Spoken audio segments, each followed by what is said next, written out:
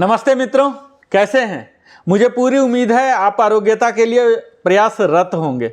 आज weight loss, fat loss की ही series में फार्मूला नंबर 3 देने जा रहे हैं, जिसके तहत हम बात करेंगे कि लो जीआई यानी कि लो ग्लाइसेमिक इंडेक्स वाली फूड क्या होती है, कैसे इसे शामिल करें जो कि हमारे वेट लॉस और फैट लॉस की जर्नी में मदद करें। तो सबसे पहला तो यही जान लेते हैं कि जीआई आखिर होता क्या है। जैसा कि मैंने बताया, यह ग्लाइसेमिक इंडेक्स है, इसका फुल फॉर्म। यह आमतौर पर हमारे भोजन की जो मात्रा होती है और वास्तव में जो हम उपभोग करते हैं, इस भोजन में कार्बोहाइड्रेट की मात्रा कितनी होती है, इसके संदर्भ में यह लागू होता है। और यह जीआई का एक पैमाना है मित्रों, जो कि 0 to 100 के स्केल में माना जाता है। और यह 100 स्केल होता है। फुल ग्लूकोज जब हम खाते हैं तो हमारे शरीर में ग्लूकोज की मात्रा क्या होती है, यह 100 पर होता है। कई बार जीआई का वैल्यू 100 से ज़्यादा भी हो सकता है। उस भोजन को सेवन हम करते हैं, उसके 2 घंटे के बाद हमारे ब्लड में ग्लूकोज की मात्रा, जो शर्करा के स्तर होते हैं, उसमें सापेक्ष वृद्धि को यह जीआई वस्तुतः दर्शाता है।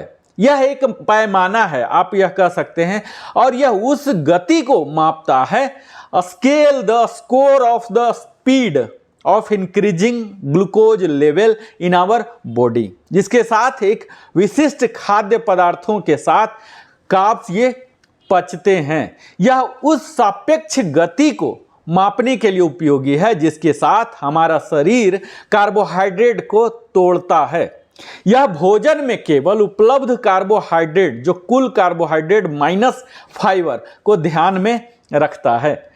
उच्च जीआई वाले खाद्य पदार्थों में यह प्रक्रिया जल्दी होती है, जिससे हमारे रक्त प्रवाह में ग्लूकोज, जो कि पाचन का उत्पाद है, उसकी वृद्धि होती है, सर्ज ऑफ ग्लूकोज होती है, जिसके कारण हमारे शरीर इंसुलिन छोड़ता है और ग्लूकोज को वसा में परिवर्तित करता है और इसे वसा कोशिकाओं में स्टोर भी करता है, और जिसके परिणाम स्वरूप हमारे रक्त में शर्करा की गिरावट हो जाती है, जो अधिक हाई जीआई खाद्य पदार्थों की क्रेविंग को और भी ट्रिगर करता है। यानी कि triggering for high GI foods, यानी कि जितना आप खाएंगे उतना ही आपको इसकी क्रेविंग भी बढ़ेगी।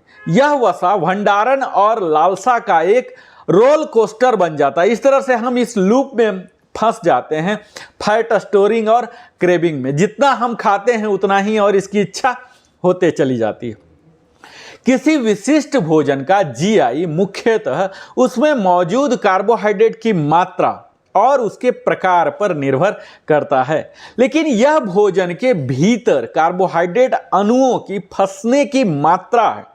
भोजन की वसा और प्रोटीन सामग्री कार्बोनिक अम्ल की मात्रा से प्रभावित होता है, या उसके लवण से भी कह सकते हैं। हमारे भोजन में क्या यह कैसे पकाया जाता है और किस तरह से हम खाते हैं, किसके साथ मिला के खाते हैं, इन सारी चीज़ों पर जीआई का वैल्यू डिपेंड करता है। तो जीआई को अगर माना जाए कि किसे लो कहते हैं, तो जब जीआई का वैल्यू 55 से कम हो तो इसे लो जीआई कहते हैं, यानी कि हमारे सेहत के लिए बेहतर है। और जब 56 to 69 होता है तो इसे हम मिड रेंज जीआई कहते हैं। और जब यही वैल्यू 70 से ज़्यादा हो जाता है तो हाई जीआई कहते हैं। तो हमें अगर वेट लॉस के लिए जाना है, फैट लॉस के लिए जाना है, तो हमें लो जीआई खाना है, या फिर आप मीडियम जीआई के साथ मिक्स करके खा सकते हैं, या लो जीआई वाले को आप सलाद, फ्रूट्स वगैरह के साथ खा सकते हैं। यह जो ग्लाइसेमिक इंडेक्स है, किसी भोजन के प्रति किसी व्यक्ति की ग्लाइसेमिक प्रतिक्रिया क्या होती है, इसकी भविष्यवाणी नहीं करता है, लेकिन इसका उपयोग हमारे भोजन के इंसुलिन प्रतिक्रिया का आकलन करने का एक टूल्स की तरह इस्तेमाल होता है। और यह अलग अलग व्यक्तियों के अलग अलग प्रतिक्रियाएं होती हैं, जो कि हम सब के कंपोजिशन अलग हैं, इसलिए यह भिन्न होती है, इसके रिएक्शन भी।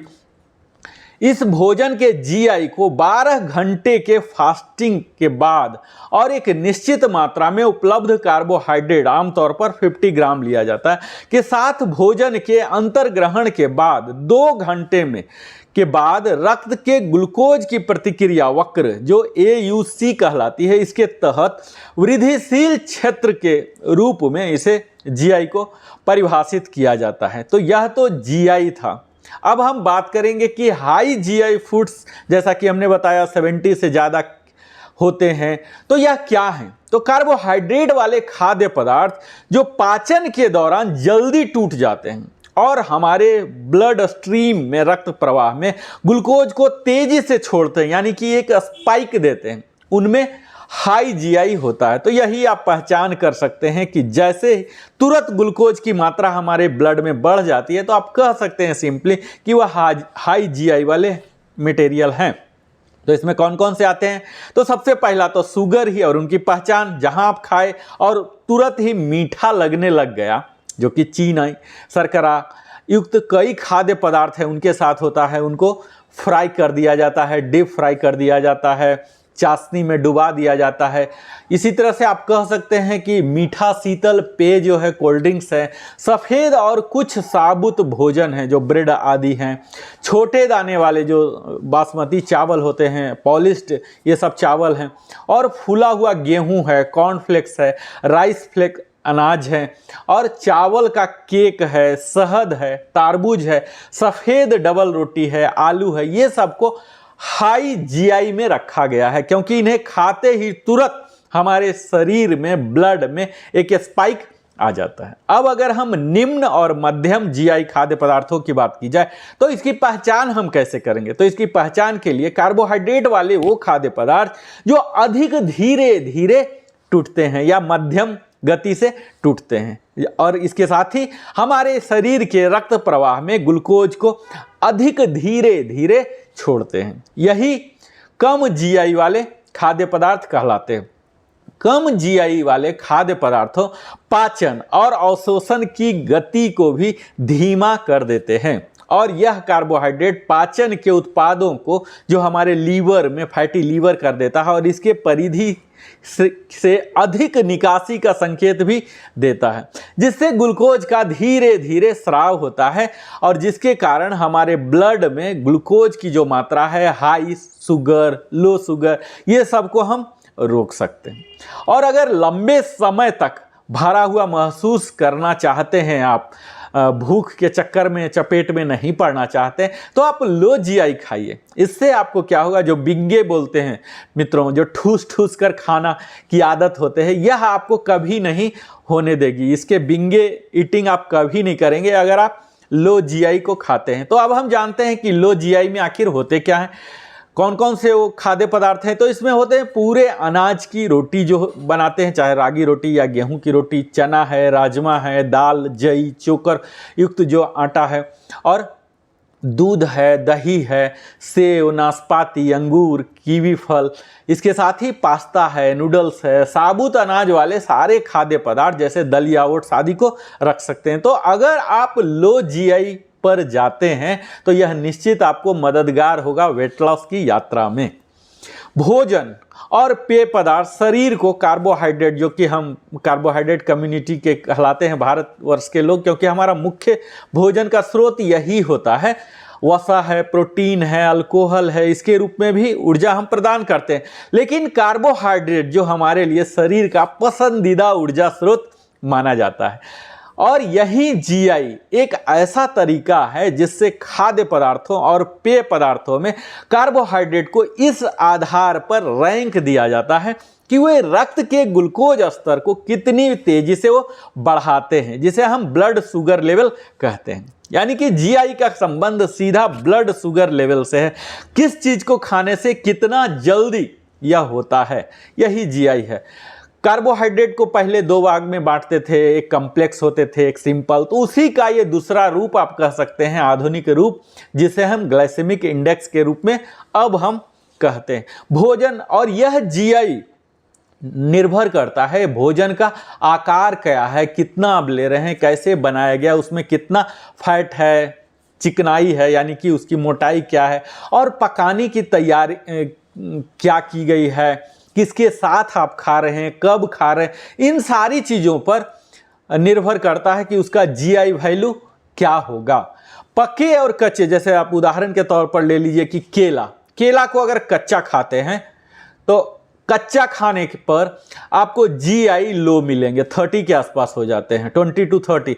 लेकिन वही पका केला खाते हैं तो 50 प्लस हो जाता है जीआई वैल्यू। तो इस तरह से हर फल का, हर अनाज का, उसे किस तरह से बनाया गया है, कब खा रहे हैं, कितने पके पर खा रहे हैं, उनके क्या प्रजाति हैं, इन पर भी जीआई का वैल्यू निर्भर करता है। अब अंत में यही बोलूं कि कम जीआई रेटिंग वाले का मतलब यह कदापि नहीं सोचिए कि उस भोजन की अधिक मात्रा में आप खा सकते हैं। अधिक तो कभी नहीं होना चाहिए किसी भी चीज़ का। खाए गए कार्बोहाइड्रेट और जो किलो जूल की कुल मात्रा भी हमारे लिए बड़ा ही अहमियत रखती है। तो आपको यह भी काउंट करना है। लो जीआई ही बहुत ही अंधाधुन खाए जा रहे हैं तो फिर से यह मोटापा कर सकता है। तो इस तरह से यह हमारा फार्मूला नंबर 3 था वेट लॉस के लिए, जो कि निश्चित है आपका मदद करेगा। और आप लिविंग हैप्पीली में सदैव बने रहते हैं हमारे साथ, नरेंद्र कुमार के साथ, वेलनेस कंसल्टेंट के साथ। इसके लिए सहृदय प्रेम से धन्यवाद।